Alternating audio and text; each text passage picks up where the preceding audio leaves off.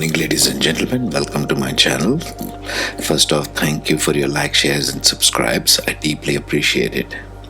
Now, when we speak about the shift, which is what we are speaking of in all these series, it is difficult to justify the shift and change that one feels in the being, in their bones, in their sensing, perceiving, in their mind, in their wisdom, etc. So there will be some Nakshatras from the Vedic Astrology perspective who are deeply sensitive and who are the sort of first awakeners in this shift, and they are the seekers of this new energy. Which are the Nakshatras which will be dominantly playing out in all people, all 8 billion of us? In terms of seeking, who are the seekers? Who will perceive this first? Because remember, everything is first perceived at an energetic level, at the finest level, at the most sattvic level. And then it percolates down to mind and emotions and then on to physical reality. So this is the way in which all the creation works, right? So which are these nakshatras? Number 1, Mrigashira Nakshatra in Gemini, going from Taurus to Gemini. Now, Mrigashira has a theme of hunting for concepts, hunting for things in life, hunting for meanings in life. It is a soft nakshatra, it's a devgana, and it will be constantly seeking and searching. Now, each one of these 7 nakshatras, if you don't know what I'm talking about, you can go to my playlist of 27 nakshatras and look up the life themes and energies for each one of these, okay? I'm briefly covering them here. Mrigashira is the hunter. It's like called the head of the deer. It is constantly searching for meanings anyway, even without the shift. But in the shift, it will be felt more powerfully in these people. If they have a dominance of nakshatra of Mrigashira in their chart, they will feel it very strongly. And it is done by Mrigashira in a mental plane. Mrigashira is about more of the mental plane. Being in Gemini and being in Taurus, it is more about the mental plane of understanding of new things. Each one of these 7 is a seeker, but they do it in different styles. Each one of us has a different style and approach to understanding these new energies. That's what we are talking about. Number 2, Ardra Nakshatra, once again in Gemini. Ardra is proper, full on in Gemini. And Ardra Nakshatra will do this seeking and searching and feeling and perceiving of new energies, both in the mind and in the emotional body. Because Ardra is a grief transformer, like I have told in the previous one in Ardra Nakshatra. Ardra wants to feel everything at the deepest core. It's the energy signature of Rudra himself, so it wants to feel everything at the emotional distillation point. So it will distill the new energies in both the mind and as well as the emotion, the connectivity, the duality that plays between mind and the heart, because Gemini is a dual sign. It wants to bridge the dual polarities in this life. So even they will feel it very strongly, but both in the mind and in the emotional body. Number 3 is Ashlesha Nakshatra, which is governed by the Nagas, falling in Cancer. So Ashlesha is ruled by Nagas, the snakes, the serpentine energy, whose spine is constantly in touch with the earth. Its entire spine is in touch with the earth. So these are the most earth-sensitive nakshatras. They will feel if there is a shift in the earthly energies first. Very ground-sensitive. And they will feel it like in the smell of the air, like something has changed, but I don't know what it is, but it is not the same as yesterday or last month. This is the level of sensitivity we are speaking of.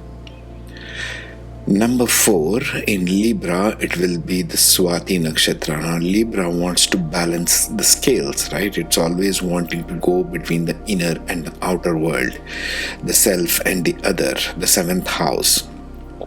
So in Swati Nakshatra, they will be highly independent. Swati Nakshatra is all about individuality over collective. It is trying to balance the scale between who am I in this world and what is the rest of the people about. Where do I make the connection? Libra wants to make that connection point where even I am served and the collective is served. At the same time, I don't want to lose my individuality, right? I don't want to lose who I am in the process of doing things for the collective. That is Swati Nakshatra at its best. It is looking for the conceptual form. So in the shifting energy, Swati Nakshatra will be very dominantly playing out in seeking that balance point between individuality and doing things as service for the collective. Number 5, we have Anuradha Nakshatra falling in Scorpio. Now, in Scorpio, Anuradha Nakshatra wants to find the deepest essence of love in partnerships. The male and the female, the love, intimate relationships we have with one another. Anuradha will want to find the deepest sense of it. Anuradha might want to explore relationships in maybe even what is called as popularly twin flames, or even want to go towards understanding and counseling in terms of relationships. What does the essence of relationships and intimacy mean in partnerships? Anuradha Nakshatra will be very good at that naturally. That's what in Scorpio Anuradha Nakshatra would do. Number 6, Mula Nakshatra, which comes in Sagittarius. This will be another one which wants to dig deep. Mula means going into the root of things. Mula Nakshatra will want to go to the root of duality itself. Once again, it falls in the Sagittarius dual sign. So Mula Nakshatra will want to dissolve the duality and come to the unity principle, the unity consciousness. And it's a very deep nakshatra. It wants to go down and find the root of all duality. It has got the energy signature of goddess of dissolution, like Kali, for example. So it has got the goddess energy, and it wants to dissolve and find out the true meaning behind whatever is going on. So they will also pick it up really strong in this new energy. Something has shifted. What is shifted now? Where do I go from here? What has really shifted? One needs to dig deep with all the tools of the mind and emotion and perceiving we have, and Mula Nakshatra will do it very good. Last on our list is Shatabhisha Nakshatra, which falls in Aquarius. So it is all about collective. Aquarius is a fixed water sign, and in Shatabhisha, it wants to go at the space level of things, at the ether level of things, which pervades everything. Ether pervades all elements, right? It goes to the very conceptual form, and Shatabhisha Nakshatra will feel it very strongly because the shift is happening at that level first. Shatabhisha Nakshatra will go to the concept level of things and translate it, because it's an air sign. It will translate it to new concepts, maybe new inventions, new science, new kind of benefits for the collective. It may be in everyday things. It's not necessarily always esoteric. You see, each one of these 7 nakshatras can play out in very physical forms through the human beings. That's the shift at its best. Now let's examine what planets and points and how do we analyze this stuff. Now I have listed some 4 rules that I intuitively received regarding the seekers of the new energies with regard to the 7 nakshatras I just spoke of. There could be more, obviously. The combination will become too complex to analyze, but Jupiter or Ketu present with the ascendant in one of these nakshatras will play a dominant role, where the soul wants to bring in the energies from their Akashic record. Jupiter is the ruler of the Akash and wants to bring in that particular knowledge from ancient wisdom. Wisdom is never lost. It's always there in the ethers. It's always there in the Akash of everyone, of the collective and of the individual. Now Ketu will want to bring it from the individual old soul's learning perspective. How many lifetimes you have lived, so you have gathered some bit of wisdom.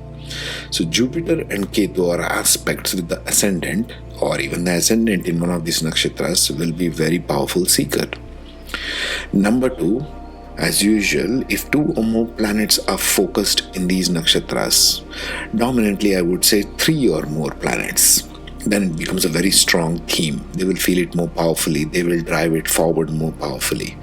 It's one thing to feel the energies. It's quite another to bring it to physical world, to translate it, because we all have physical issues and challenges, right? We may not have the economic means, we may not have the means of money, means of finance, means of getting it out there, or don't know what to do with it, and all these kinds of challenges we are all faced with as humans.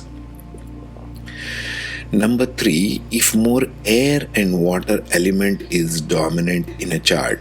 As you can see, all these 7 nakshatras are in air or water zodiac signs.